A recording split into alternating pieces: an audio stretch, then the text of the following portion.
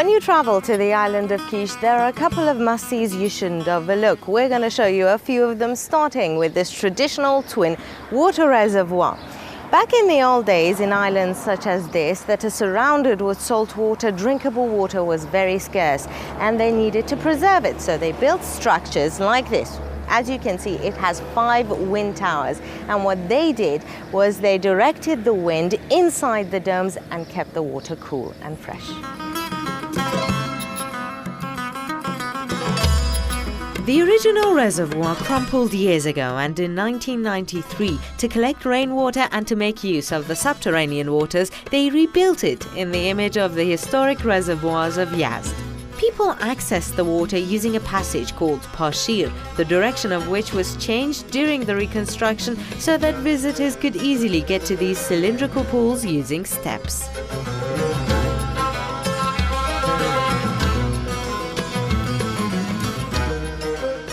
This traditional twin reservoir is right next to the ancient city of Harire and was a part of it. If you're interested in the history of Iranian islands, then paying a visit to this ancient city on Kish is a must. The ruins of Harire extend for about 3 square kilometers along the northern coastline and whisper the existence of a very large and cultivated city. The ancient city of Harire was established during the Seljuk era, about 800 years ago. The people who lived here were mostly pearl merchants, fishermen and tradesmen who bartered in drinkable water, date syrup, wood, silk and much, much more. بر اساس یافته‌های باستانشناسی نشون داده اینجا یک شهر پر رونق و پر رفت آمدی بوده که بازرگانان زیادی از هندوستان و چین و زنگبار و عربستان به اینجا می اومدن برای تجارت.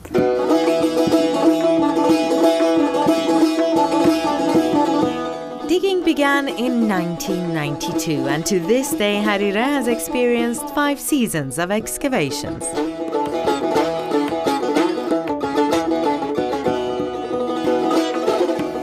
Very few buildings have been unearthed in the ancient city of Harire, and the Palatian house, the one we're in right now, is one of them. A 2-story house that apparently belonged to a well-off merchant. Some of the most important findings have been excavated in this area, and they've helped estimate the age of this ancient city. Some of these findings are on display at the Harire Museum and include a section of an 8-pointed tile decorated with pieces of oyster shells, capital heads in the Sasanian architectural style, and more.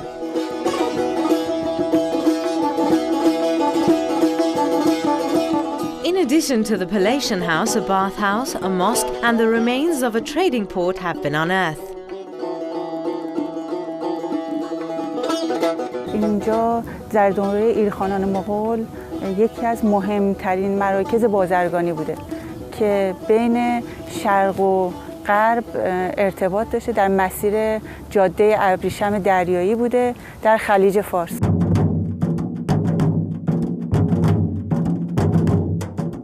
The port has a compact architecture with little fortification. Small compartments or rooms built on a hierarchy cliff about 10 meters above the water, each having a small and separate vertical stairway. Ships would anchor 25 meters off the coast. Merchants had access to boats that could go under the rocky cliffside and load and unload merchandise through these vertical stairways. This architectural form has not been seen in any other part of the southern coast of Iran. It seems that in 1507, little after the Portuguese captured the island of Hormuz, the ancient city of Harire was abandoned. The remnants of said event on the island is a single cannon.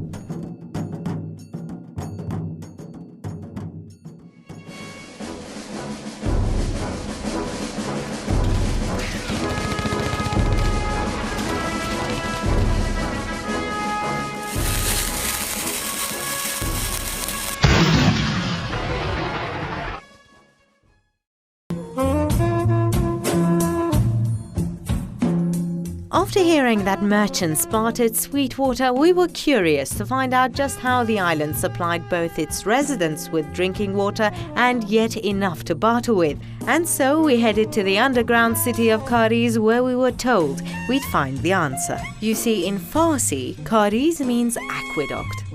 The visitors area of the Kariz was constructed by Mansour Haj Hosseini in 1989. 15 کیلومتر طول قنات جزیره کیش هست که در این 15 کیلومتر 274 حلقه چاه وجود داره که 74 تاشو شما در این مسیر 1 کیلومتری که الان در حال بازدید هستید خواهید دید. The 2,500-year-old aqueduct and its underground city are 14 meters below the surface, so the wells are actually on top of you. Recently, the entrance of one of the wells was widened, so we can see the different layers of the ground. The first 7 meters consist of fossilized coral stones that have been formed after tens of millions of years and are tough enough to support this structure without the use of pillars. 2 meters below that you have the green marl, which is perfect for filtering salt water, and in between you have a mixture of the two.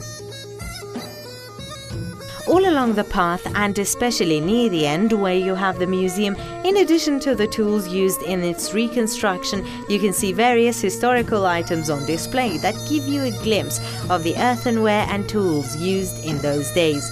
And just before you reach the end, you get to the payab, that means by the foot of the water. This is the path people used to get water. Mostly women carrying clay pitchers would walk down these stairs, walk up to the water, fill their pitchers and go back home. They would do this several times to have a sufficient amount of drinkable water throughout the day.